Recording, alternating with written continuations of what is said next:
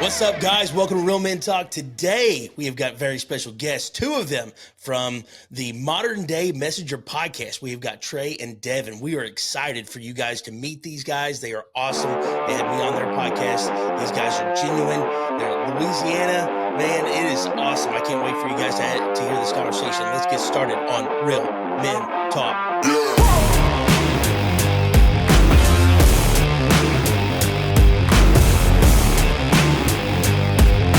Welcome to Real Men Talk, discussing the tough issues facing men and their families every day. Here's Anthony Kernot and Carla Sau.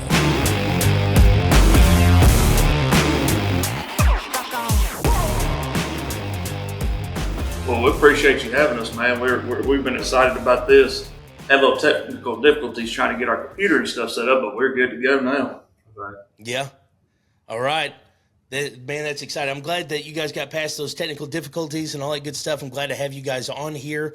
Let's introduce everybody. Of course, everybody knows Kyler. Hey, guys. What's up? And this is Trey and Devin from Modern Day Messengers. What's up, guys? What's up? What's up? All right. So all the way down from Louisiana, you guys were telling me you guys are about 25 minutes from West Monroe and, all that good stuff. And so what's the weather like down there right now? Well, it may not be cold where you're used to cold, but for me, I'm freezing. Yeah, it's the weather's been getting down to about 29 degrees Fahrenheit, and that's like pretty cold for us. Like we even had to break out heat lamps for our animals, kind of thing. We're just not acclimated to sub temperatures, So like that's what it feels like to us. So it literally hit 40 degrees, and I'm like breaking out my winter coat, man. Mm-hmm. I don't know. It hit what today, Kyler? What, 30, 32 or so? I guess is the high today, something like that. Yeah, that ain't Christian. Most of the time, I'm still in shorts.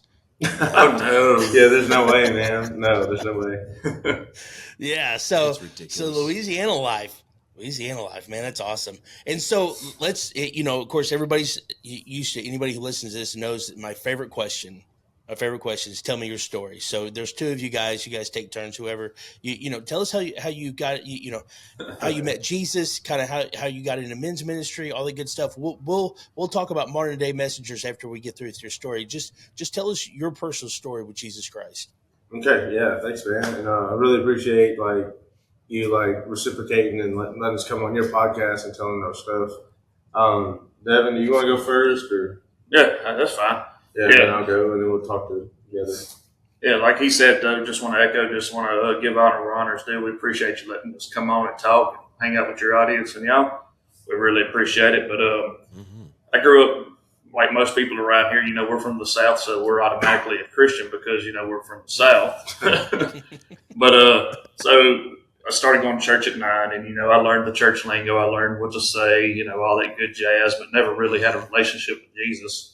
Like I could recite Genesis 1:1 and John 3:16 and all that good stuff, and never having an actual relationship with Jesus. When I got a little bit older, I fell away from the faith, and I guess downhill started at about 14. I had my first drink. Me too. At 15, I was drinking every day. Started selling drugs. Never really truly dealt with that. That it ended up getting the woman who is now my wife pregnant before we were married. She kind of just giving a quick synopsis of it because I don't want to take too much time. But, we ended up getting married, still never dealt with my issues, still never gave my life to God. That led to an affair. And it was crazy. Like we were driving home from the Angola rodeo. And I was already feeling guilty about this, and we passed a billboard sign that said "Heaven or Hell, you choose." And then we went a little further, and it said, "True repentance begins at confession." And I'm like, no, something's trying to be said. Yeah. And we passed the third billboard sign. I don't remember what it said, but I broke down and I told her everything. Like we're in the car, we still have 4 hours to drive, and I'm telling her hey, I've been having this affair. Obviously I got beat up a little bit, Right. But by the grace of God, she didn't leave me. She said, I want to deal with this. So we went to a therapist, a Christian therapist, and he said, you know what? He said, I don't want you to worry about this marriage at all. And I don't want you to worry about this marriage at all. He said, I want y'all to be hyper-focused on Jesus Christ. He said, when you do that, he said, then y'all can bring that marriage together. He said, not until then. He said, don't even worry about preparing this marriage.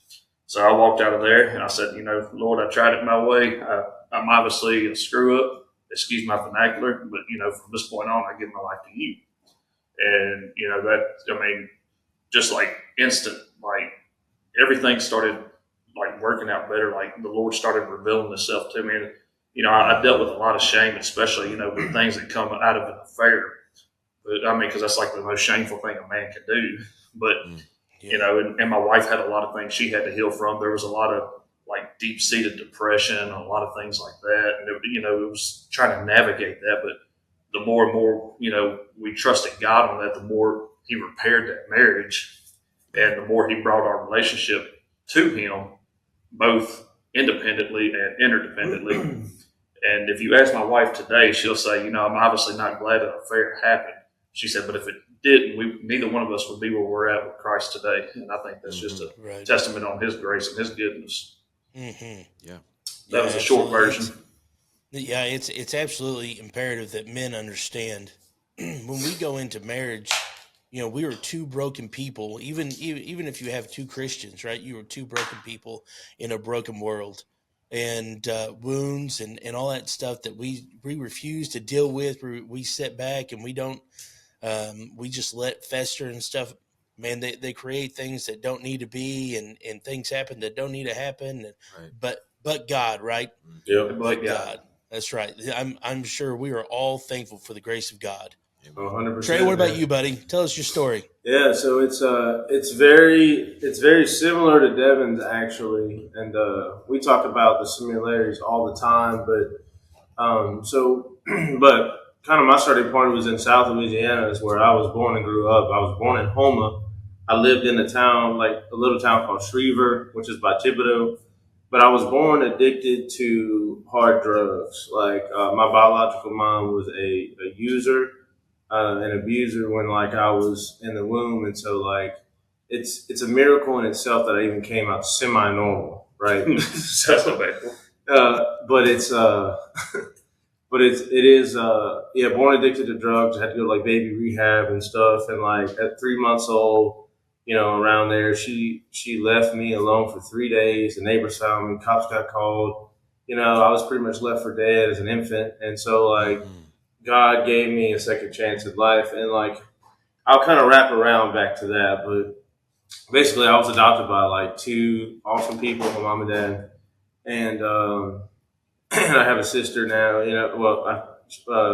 After I turned 3, they adopted another girl, which was my sister. And basically, I grew up in the church, man. Like, it was a little interesting because I grew up Catholic for the first 9 years of my life, and then and I wasn't like, I don't know, full-fledged Catholic, but it was like I went to a Catholic private school, and then also my grandpa was a Southern Baptist preacher, so there was like, it was interesting, and so right. Never to say the least.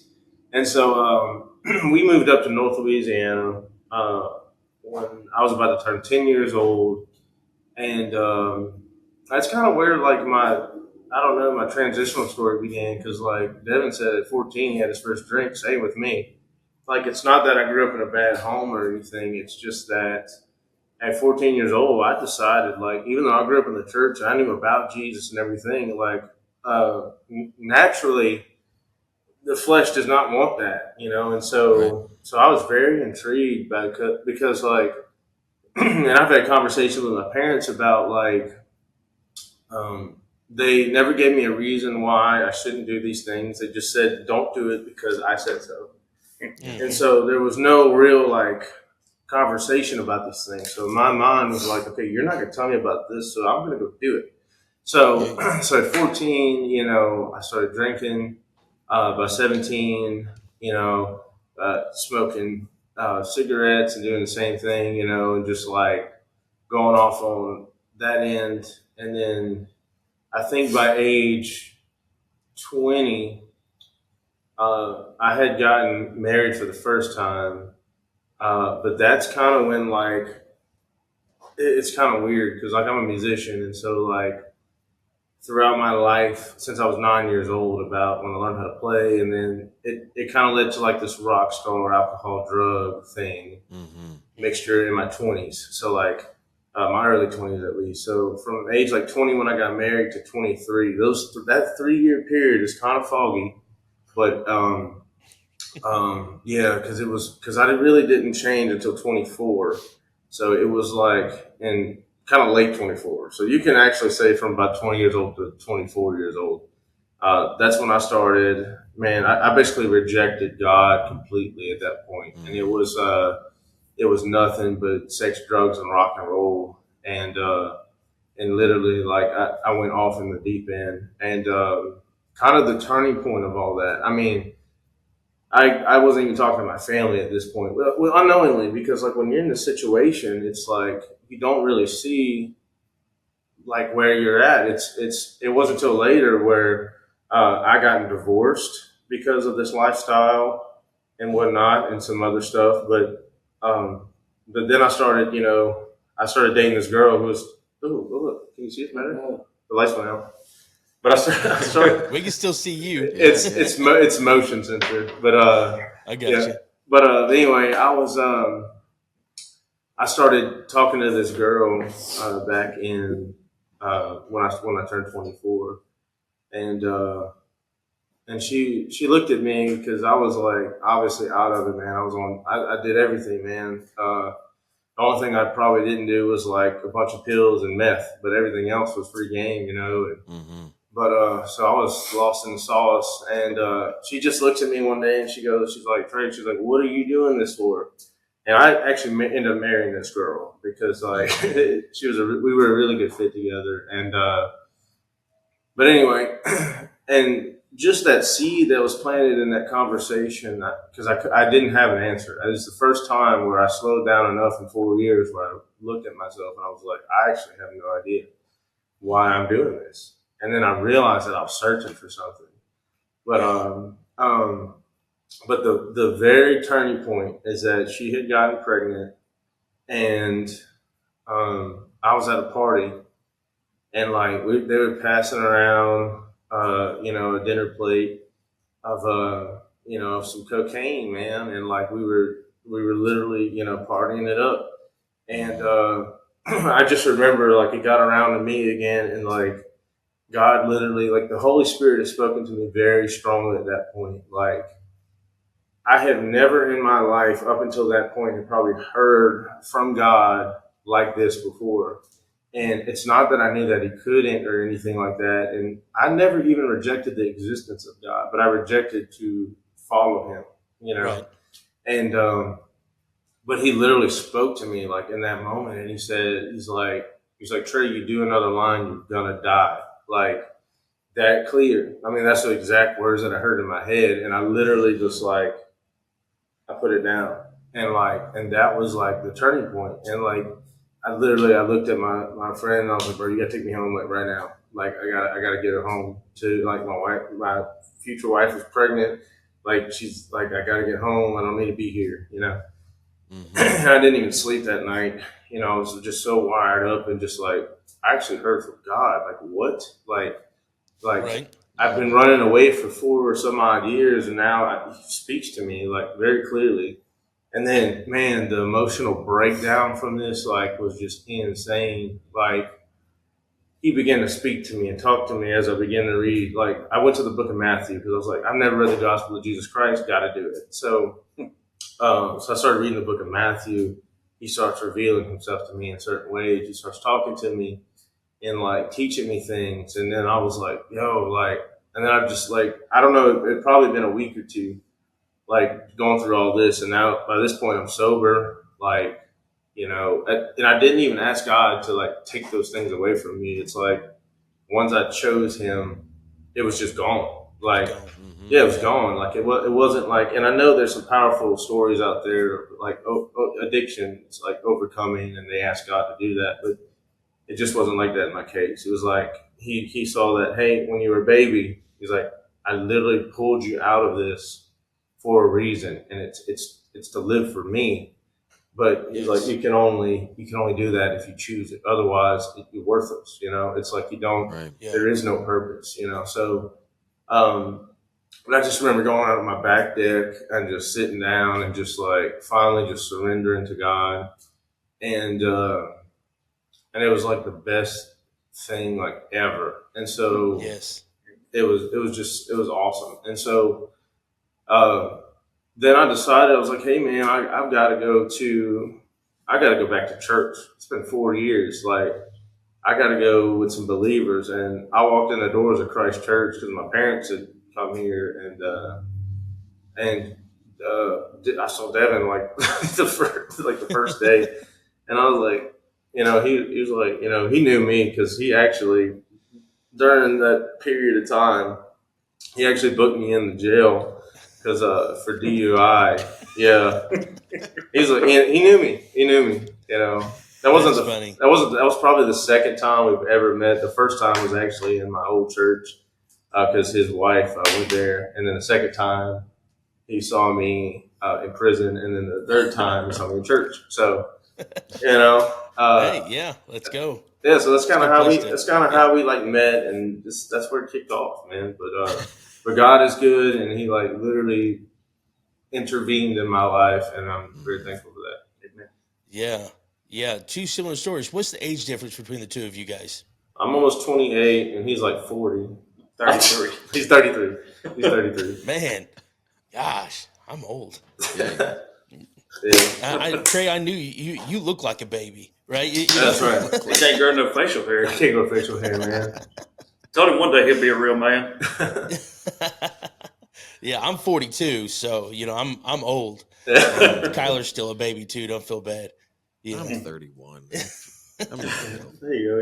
Isn't it crazy the younger Yeah. people are smarter than us when it comes to all the technology stuff? It's just the technology, man. It's funny. His wife, my wife and I, we used to work in children's ministry and in the youth and stuff like that. And his wife, I've watched his wife grow up. I don't know, she was probably in my junior children's church when my wife and I first started doing that stuff, 20 years ago. And now they're married, and Kyler and I have a podcast together. It's crazy. You never know what God's going to do. Yeah. We've got 11 kids between the two of us. Oh, good. And Wow. so, yeah.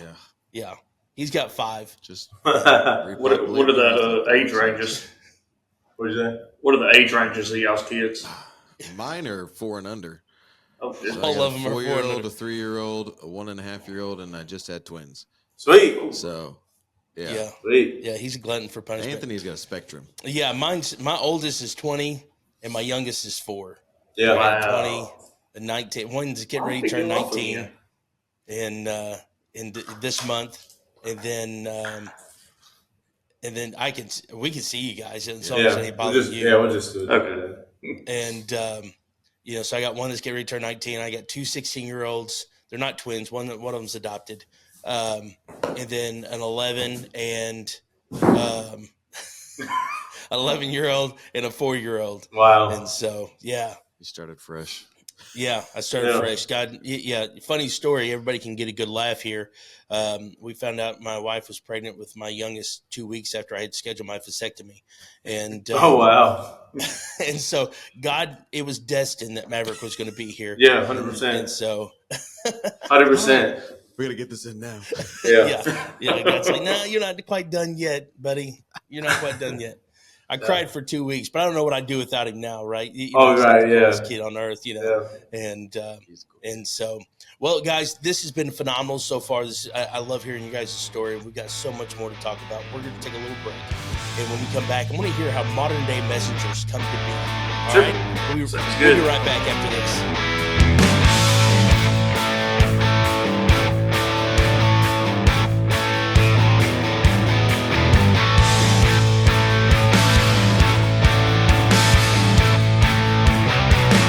Hey guys, Anthony Cronut here. Framework for Biblical Masculinity has been out for a couple months now. The response that we have had has been unbelievable. Listen, guys, if you've not got your copy yet, you need to go get your copy today. You can get it on Amazon. Just type in Framework for Biblical Masculinity, or you can just type in my name, Anthony Cornett, or you can go to our website, www.realmenministries.us, and follow the link and get your copy today. Listen, guys, you want to get a copy of this. Do not wait until it's too late. Get a copy. You will not be disappointed.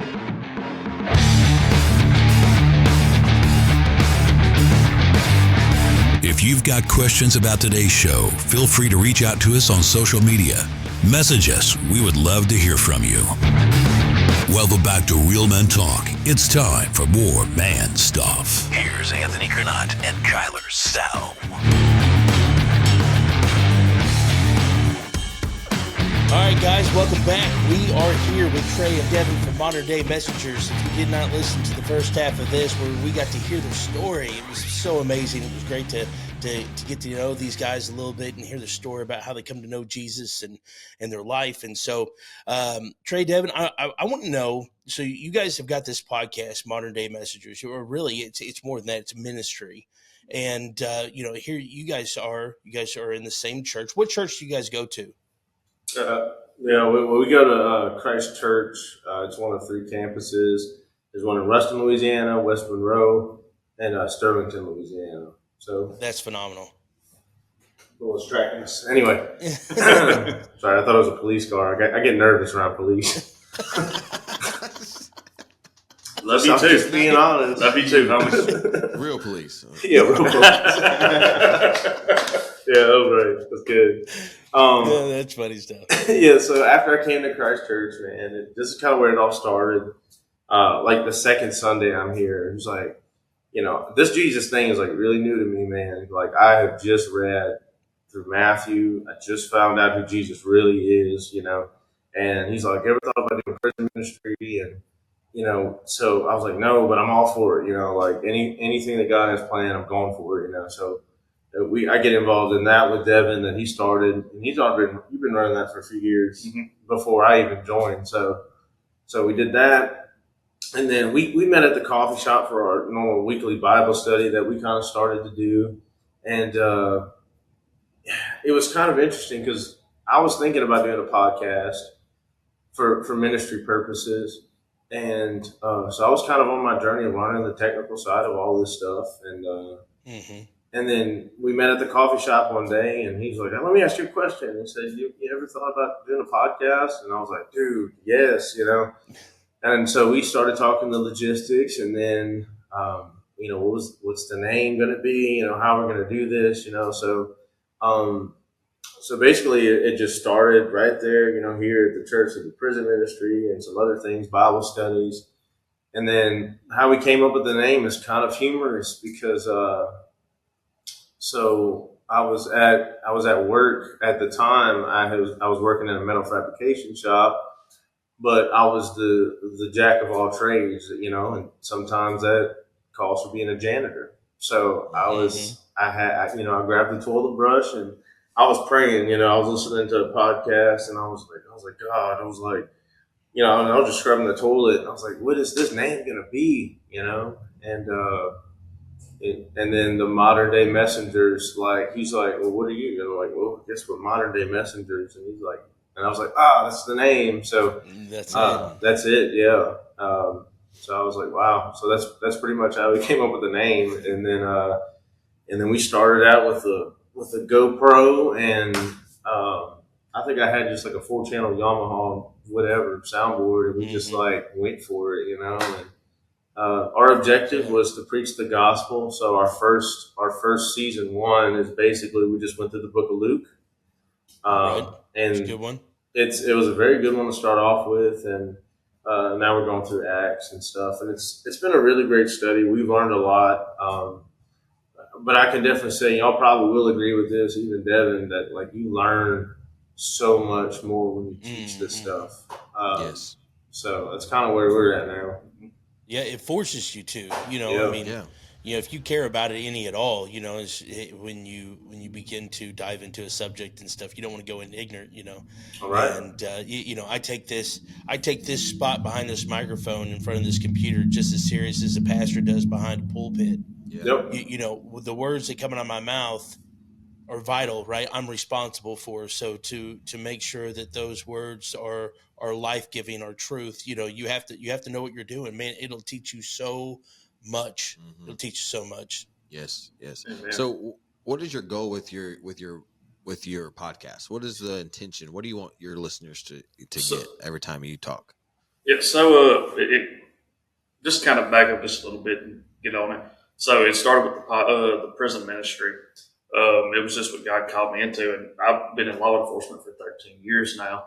And when I started, I had the mentality that I was better than all the inmates because I was working at the jail.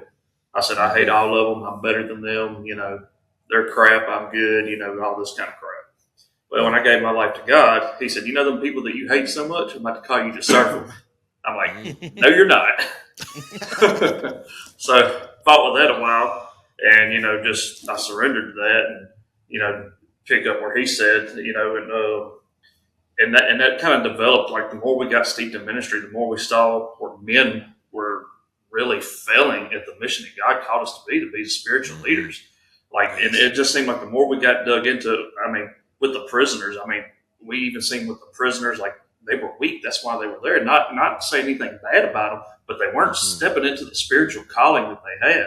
And it wasn't just them. It stemmed back from their fathers and their grandfathers, where they just were these go along to get along type people that they had no true God purpose. And so that's kind of, and we were seeing how a lot of the inmates that we were dealing with were illiterate when it came to things of the Bible. Like there's some in there that are smarter than I'll ever be. Yeah. Mm-hmm. But for the most part, like they had no Bible knowledge. Like, I made a little joke earlier about John 3:16. Like there's people who didn't even know that. It's like, man, I thought everybody knew this. So the podcast kind of, we looked at it as like, hey man, let's equip men to know God. Let's get that out there.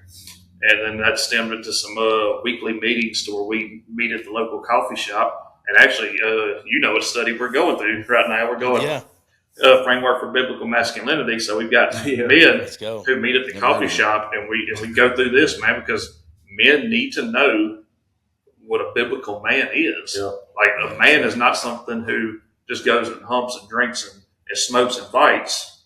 A man, you're never a man until you learn who you're surrendered to first. Like you don't belong to yourself. You were bought with a price.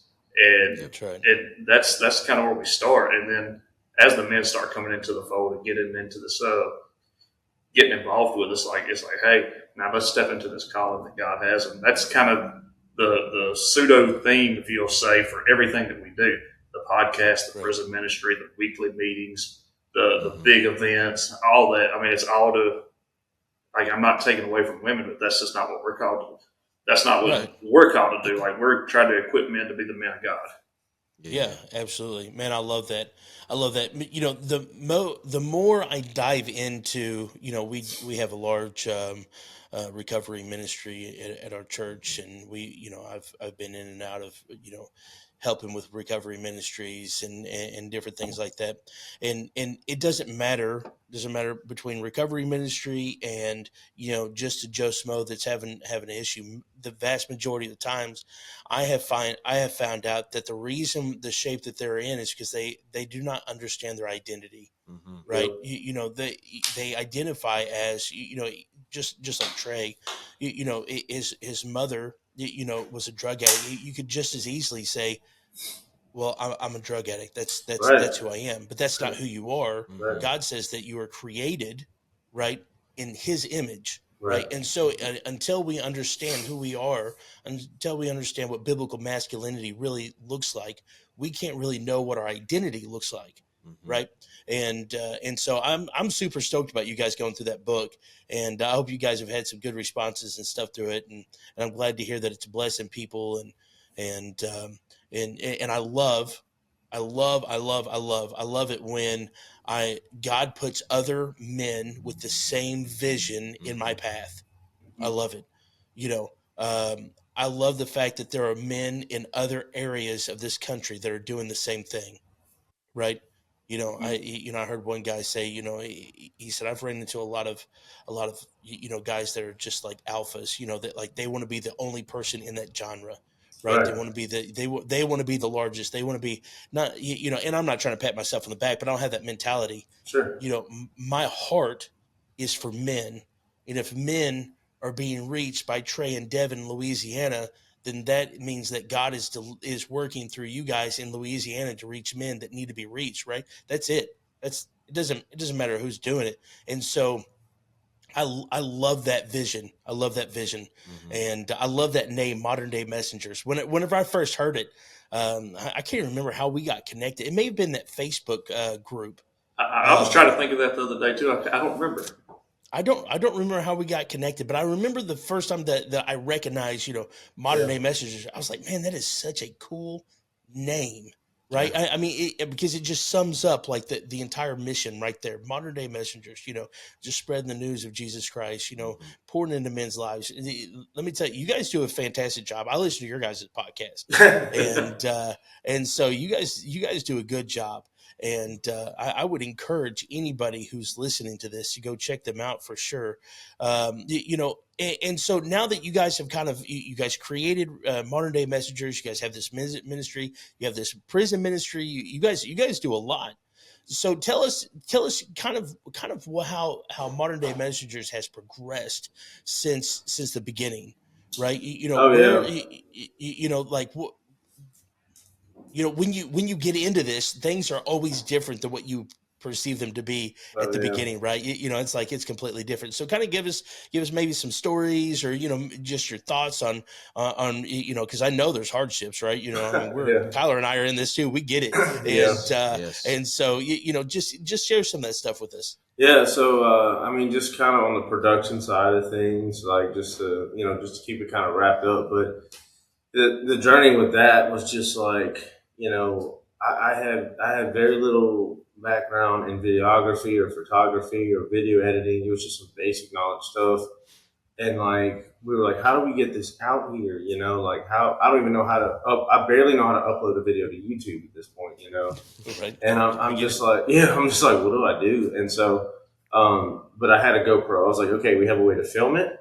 Because originally we weren't even going to do film, but I was like, man, people like to see stuff and our reaction to what we look like, and it's a deeper connection than just audio. So I was like, we got to do it. So we had one camera. I live in a house that was built in 1940, and they have these little tiny rooms. And so, like, we had this little tiny room with a black curtain behind us, and one of my buddies had some lighting gear that I worked for him for his company for free. I traded my time to literally get this lighting equipment. I was like, don't pay me. I said, I want that lighting equipment that you're not using. And he said, okay, that's fine. It's like, so I worked with him for a few days and I got the lighting equipment.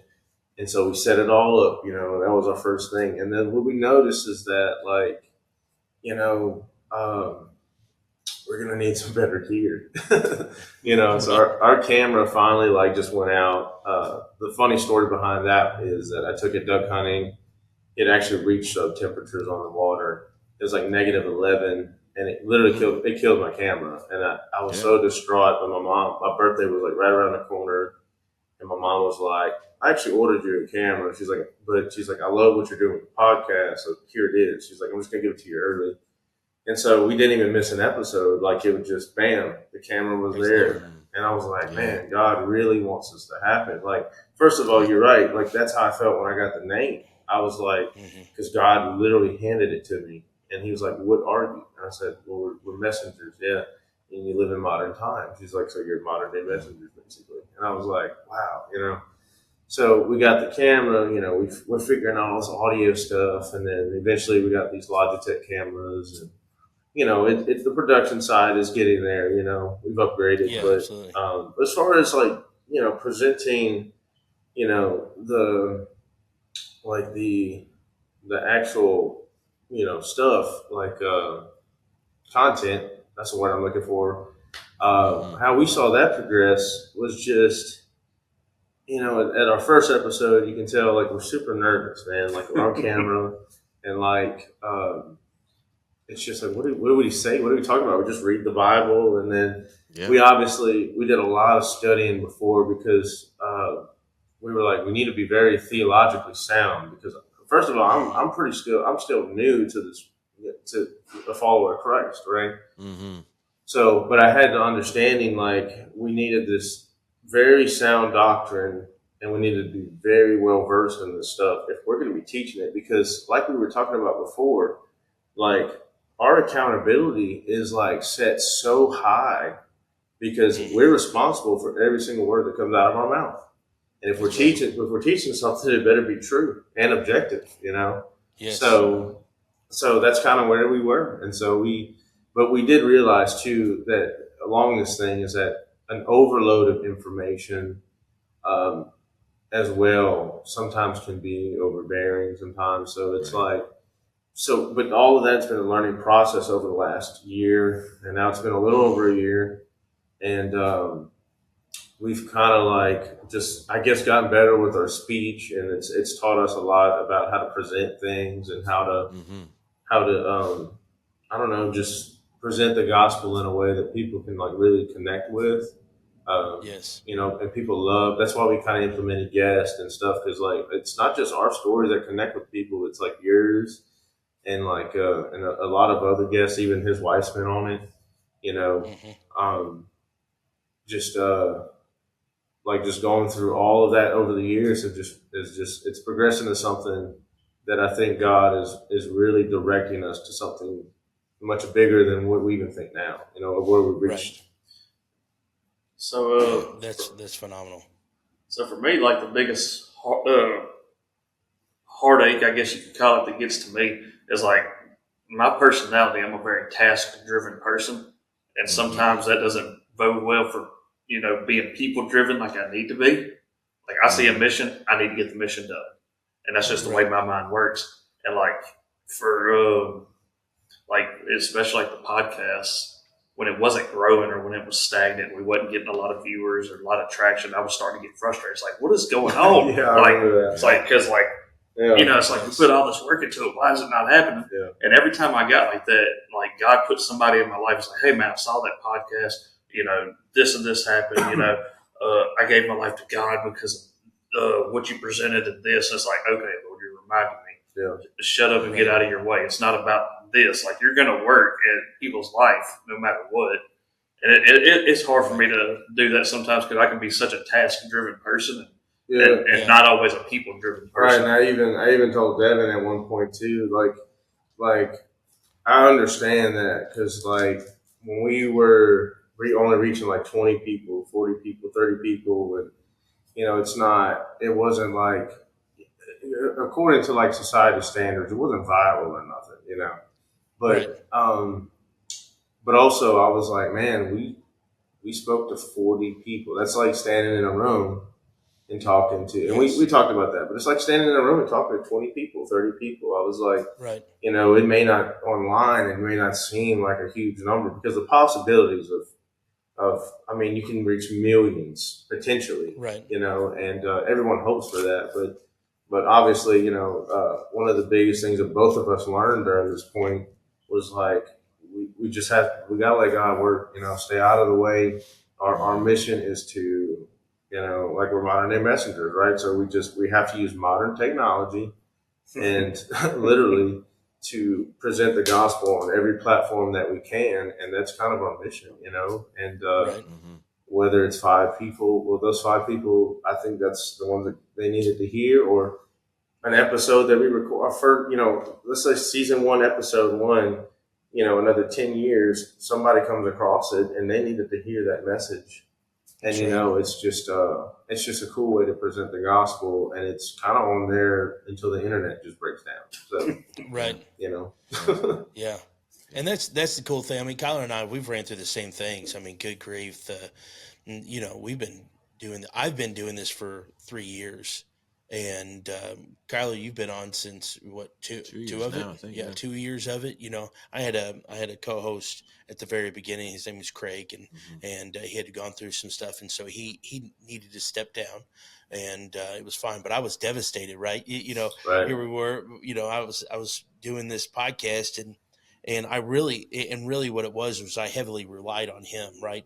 I had no self-confidence. I had no idea, what I was really doing. He's one of those, really go-getters. He's just really bubbly, energetic, kind of guy. And Me too.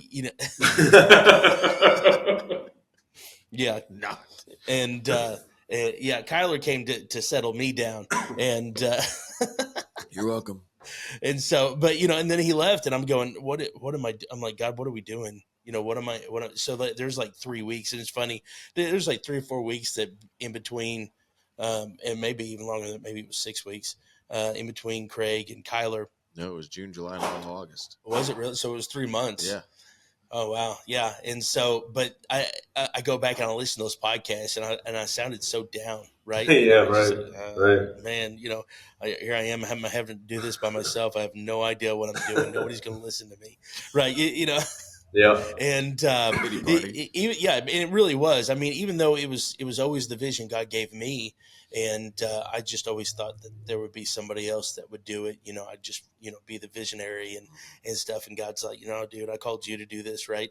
And then we started doing it, kind of the same thing you guys were talking about. I mean, there's been many times I look on there and a podcast has reached 30, 40, 50 people. And I'm going, what's happening? It's, if we just lost everybody, Right. or whatever. But to your point, Trey, is those 30, 40, 50 people, they needed to hear that. 100%. Right. And that's all that matters, and I tell you, the craziest thing actually happened today. I have met some of the most interesting people doing this, right? That's probably my favorite thing about doing this podcast and doing the ministry. The people that God has placed in my life. I met this guy, he called me and he's like, hey, he said, man, he does men's ministry also. And he said, listen, I'm starting this new nonprofit, this men's ministry nonprofit. He said, I want you to sit on my board. And I'm going, is there somebody else on this phone with you, or like what the heck is going on? But what that was, he didn't even know. Yeah. This is confirmation. Kind of like what you were talking about, Devin. That was confirmation to me. This is because my heart's ministry, right? My heart is discipleship. And just like you guys, that's the reason why you get in this game, and that's the reason why it doesn't matter if it reaches 5 people, if it reaches 1,000 people. Those 5 people are just as important as those 1,000 people are. And, and that tells me that you guys are in it for the right reason, and so kudos to you guys, and I love it. I like I said, I've listened to your guys' podcast. I think you guys do a phenomenal job, giving the gospel and every podcast has its own little, its own quirks, and different things like that.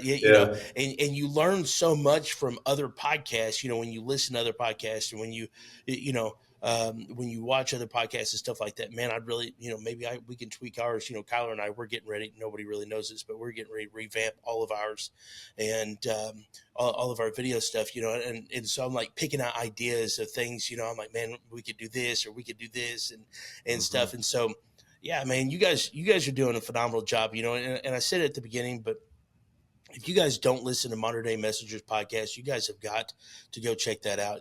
Trey and Devin, you guys do a phenomenal job, and I appreciate your guys' heart. I appreciate you guys coming on here. Listen, before we land this plane, I want to give you guys kind of an opportunity. Tell the listeners where they can find you, where they can connect with you, where they can get your podcast, if they're in the Louisiana area, and where they can connect with you guys, whatever, just give them all of it.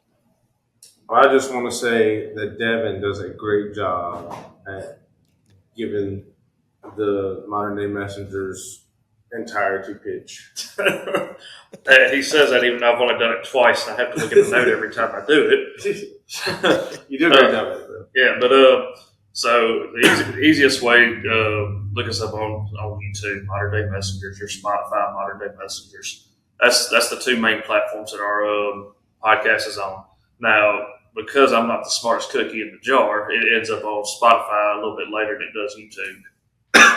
So I think it's like an episode behind on Spotify, but also Facebook, Modern Day Messengers, and it has all of our links on there, including our website, which our IT guy, he does all of our website stuff. So I know it's Men of Courage, LincolnParish.com, I think. Yeah. That's right. Look at that, doing a plug, and I don't even know the website. No, but we'll make sure all that stuff's in the show Yeah. notes and stuff like that. Also, that way, people can just click on it and follow you and stuff. yeah, the good thing about our site, like it has all the information, everything that we've done, everything that we're about, as far as like giving Bibles away, prison ministry, podcast, where they can have weekly meetings meeting with us at. It also has a donate page, and we're an official nonprofit organization, so any donation that we get, you can claim it at the end of the year on your taxes, get a tax break for it. So that's you can buy some awesome shirts and some hats on there that goes directly into funding the ministry and being able to get things like we have a big event that we try to do a few times a year where we feed men for free. We do some door prizes, have a guest speaker. We call it our man church. All right, let's go. We call it man church, but it went really well, and we're actually in the process of talking about doing our second one now. And I don't know if it'll happen this way, but some of our guys at our Thursday or Friday morning group has said, "Hey, that guy who wrote my framework for biblical masculinity, do you think he'd be interested in coming to speak?" I don't know. I don't know if he likes us that much. Yes, he would. No, will you talk to him and you let us know? All right, I'll let you guys know. Yeah, and if you're in North Louisiana, you can always reach out to me and Trey. Like we're always down to meet some new people and just share the news of Jesus Christ. Whether it be you want to know the gospel, you want to be baptized, you just want somebody to help you out through life. I mean, we're here for that. Or if you just want to go fishing or hunting with us, because we love doing that. We actually went fishing today and sunk a boat. Okay, all right. So you can't just end on that. I gotta tell you. You can't. I gotta tell you the story. Yeah, we have to hear this story. Okay, so it's on his family's land, and we get there, and there is a boat, and it's one of those like old school two-man pedal boats. I got you. Yeah. So we went on we went on this adventure. So we load up this little thing, and we go out there. We're wild, and like I didn't say anything, but I noticed it was getting a little heavier, and I didn't know if I was just my legs were giving out, but or I was just weak or something. But but I just noticed we were taking on a little water, and I was like, okay, but I didn't really say anything because I was like, whatever, But then we just paddle a little while out, and we're fishing a little bit, and all of a sudden we just we're taking on a lot of water. The boat wasn't moving when we were paddling. And the boat was so heavy, we were both pedaling with our legs, and it was so heavy it wasn't even moving. And we thought we were stuck on a stump. Great. And so what we realized is that the plastic, the internals or whatever, the plug, we didn't know this at the time, but the plug in the front was non-existent, and because me and him are 500 pounds together, it was dipping and it was constantly taking on water for a while. And so this is great. So hold on, this is where it gets crazy. I had coffee cups in here shoveling out so water. He had a coffee cup shoveling out water, and he's holding this pole, and he's like, "You got to get us on bank." So I literally take this thing, and we're about to go under. We're probably a minute away from just sinking in the middle of this pond with all of our gear. Oh my gosh. So I literally take this pole right here, and I do this Indiana Jones thing, and I cast it up into the trees. I don't know how far you say it was. It was probably 30 yards away. I don't know, but I cast it in there, and I hook it on there, and I'm literally reeling us in and trying to pull us in. We finally get to the bank and then realize both the whole thing is just full of water, and it takes a good while, it was only a little plug hole, but it probably took 10 minutes to empty out when we tilted it up. We had to get my truck to pull it up on the bank because it was so heavy. Yeah, but we almost went under today, boys. And I was upset because I was going to lose my fish. I know he did. He was going to lose it. Yeah, we were about to lose everything. I had 2 bass and a brown. Yeah, and I was like, no, we can die. These fish must go on. Yeah, yeah, that's funny. And you guys do. So I follow you guys on Facebook, and I see you guys you guys duck hunters, which I guess is a big thing in Louisiana. Of course, you got I guess is a thing. You got the Duck Dynasty. And Yeah, all that right, stuff, right. You guys are like 25 minutes from West Monroe, or whatnot, and so you guys just do a little bit of everything then. Absolutely. Actually, kind of funny thing you mentioned the Duck Dynasty, and we talked about it a little bit before we actually started recording. At our first man church event, like we gave some prizes away, and the grand prize was a Benelli shotgun signed by Willie Robertson. Holy smokes! Yeah, that's phenomenal. Yeah, that's cool. That's cool stuff. Yeah. So what you're telling me is if the writer of Framework for Biblical Masculinity comes down there for this man church, don't go fishing in a boat with you guys, right? No. Yeah, you might want to warn him about that. But we did get out. He Indiana Jones the stout. So that person may be safe. The takeaway is that we lived. So right. But you didn't die, did you? yeah, we didn't die. So. That's great. That's great, man. This has been fun. This has been a phenomenal conversation, guys. It's great to get to know you guys even better. And listen again. If you guys are listening, you guys have not checked out Modern Day Messengers, go check them out. All their links will be in the show notes. Their Facebook page, their website, their podcast, all the good stuff will be in the show notes. Go check them out. Follow them. Listen to them. You want to hear the gospel. These guys are great. And so, Trey and Devin, thank you so much for coming on the podcast. You guys are awesome. And you guys have been awesome guests. And so, any last words? Have a blessed day. What do you think, still? I stole his last. Anyway, no, thanks for having us on, man. We really enjoyed it. And, we're looking forward to seeing you here in Louisiana.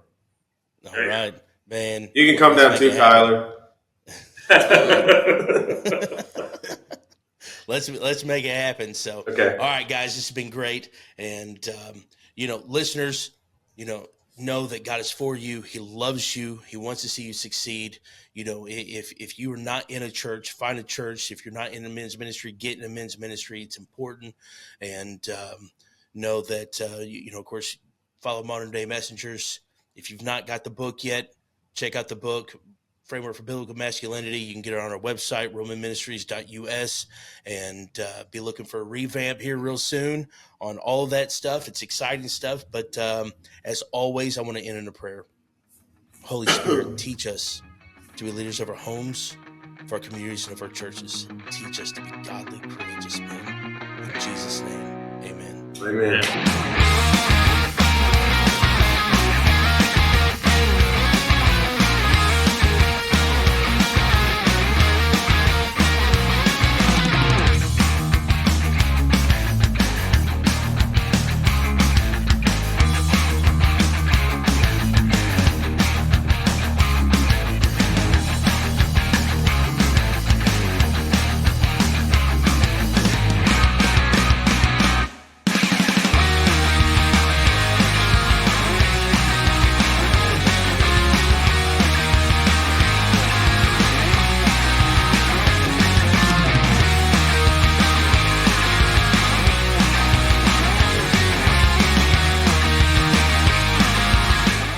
Been listening to Real Men Talk. If you'd like to get in touch with us, shoot us an email, realmen@palaceofpraise.com, or visit our website at realmenministries.us. You can also message us through social media. If you're a man age 16 and up and would like to be a part of the conversation, join us at the Palace of Praise every Thursday night at 6:30 p.m. If you don't have a home church, consider joining us for worship on Sundays at 10:30 a.m. and 6 p.m. Palace of Praise is located at 1400 Herschel Best Boulevard in Poplar Bluff, Missouri. New episodes of Real Men Talk drop every Thursday at 5 p.m. on all major podcast platforms. You can also find us on YouTube, TikTok, Instagram, X, and Facebook. Real Men Talk is a production of Real Men Studios in cooperation with Palace Media Services.